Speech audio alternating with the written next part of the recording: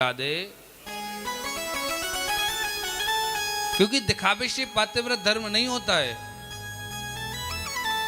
एक स्त्री पातिव्रत धर्म का पालन करती थी, तो एक दिन वो आंगन में बैठ के कुछ धान कूट रही थी।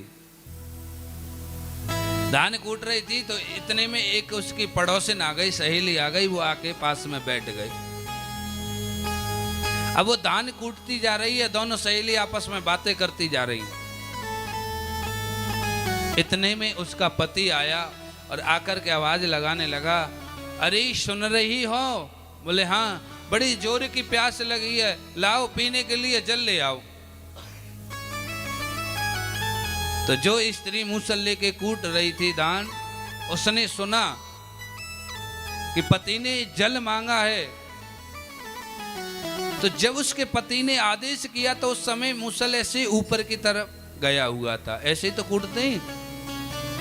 अब ऊपर की तरफ गया, उसने पति ने बुलाया, तुरंत मूसल को आकाश में छोड़ दिया, हवा में छोड़ दिया, खड़ी हुई, जल लिया, जल लेके पति को पिलाया, पति को पिला के वापस आके बैठ गई और फिर उस मूसल को पकड़ के फिर चावल कूटने लगे।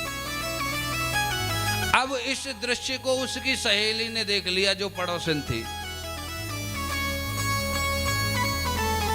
उसने कहा, बहन तेरे पास तो बहुत बड़ा चमत्कार है, तेरा ये मूसल हवा में से नीचे भी नहीं गिरा, ऐसा तेरे पास कौन सी सिद्धि है?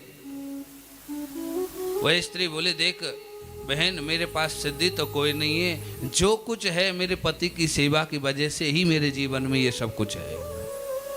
मैं अपने पति को ही सर्वस्व मानती हूँ। तो उसकी पड़ोसन ने कहा कि अगर मैं भी मानने लग जाऊं तो मेरे जीवन में भी ऐसा हो सकता है। क्यों नहीं हो सकता है? अच्छा, बोले हाँ। अब तो वो पड़ोसन तुरंत खड़ी हुई और खड़ी होकर के अपने घर गई और जाकर के अपने पति को बुलाया और कहा, अजी सुन रहे हो? बोले हाँ। इधर आओ। बोले कहो।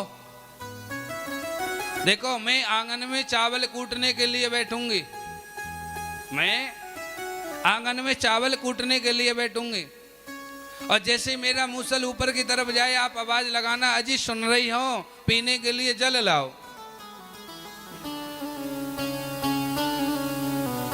उसके पति ने सोचा, जो आज तक मुझसे कभी दो मीठी मीठी बात नहीं की, आज वो कितनी चिकनी चौपड़ी बात कर रही है। उसने कहा ठीक है।